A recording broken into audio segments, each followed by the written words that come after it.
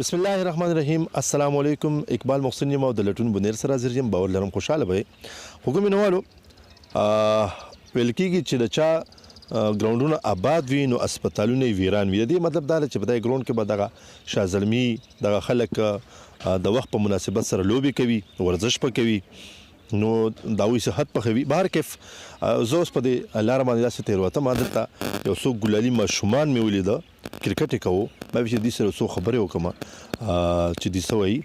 السلام علیکم. وعلیکم السلام. ستاسو نوم دی؟ سلمان. سلمانه څنګه یې؟ ښه یې؟ ښه یم.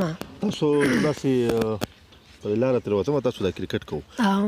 د دې کرکټ په حواله باندې ووایه، داسې تاسو دا کرکټ کوئ، سبق خپل وایه که نه وایه که څنګه؟ مونږ سهار ټایم دا کرکټ کوو، بیا مازدیګر کرکټ کوو، سهار ماښام بیا ماښام د موږ بس سبق وایو، سهار سکول ته کله چې سکول چوټي بیا موږ دلته کې میچ کوو. السلام علیکم. زما نوم دی امتیاز. موږ دلته کې په خوړ کې د وړو سره کرکټ کوو. موږ دلته کې ګراوند نشته، دا باړي دی بیا لوی چې د دې پټي مالکان نشي بیا قاري کرکټ مه کوئ. هغلته کې جوړ کې ګراوند وای هغې ته ځئ او موږ داسې ګراوند پکار دی چې میچ پکې دلته کې کوو ځان. هلته ګراوند کې ډېره ګڼه وي؟ ډېره ګڼه یو بالونه کله اف سی ته ځي او کله هلته کې سکول ته ځي لوی راله وخي. هلته کې موږ ښکلی هلته کې ګراوند پکار دی، سرکاري سکولو ته هغه دی خوا ته دی، ډېره ښکلی هلته کې ګراوند وشي که نه. السلام علیکم. وعلیکم السلام. ستاسو نوم دی؟ جنید. جنیده، تا کرکټ کوو که نه؟ څه ویل غواړي ووایه. زه ویل غواړم چې دلته ښکلی ګراوند جوړ شي شاباش.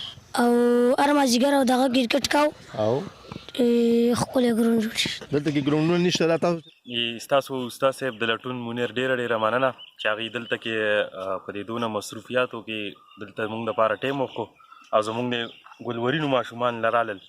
دلته ګورنمنټ له پکار دي چې موږ ته واړه کم از کم هغه 2 کناله 3 کناله پورې ځای موږ له مختص کړي د دې وړو دپاره، نو د دې صحت به هم بچ شي او د دې وجود ته به هم د بیمارونه به بچ شي او دا واړه به کم از کم د هغې سوشل میډیا نه به هم بچ شي په دې په ذریعه باندې.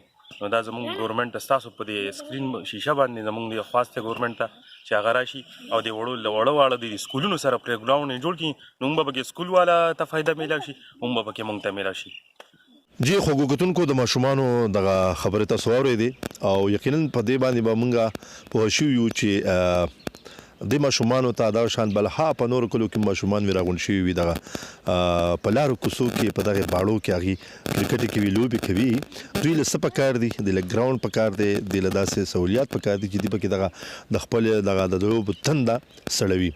راځئ چې اپنی مدد آپ په خپله دغه شان ګراوندونه یا را جوړ کړو یا د حکومت نه غوښتنه وکړو او یا په کرایه باندې د ماشومانو له دغه شان ګراوندونه واخلو. دا کیدای شي، دا ممکنه ده.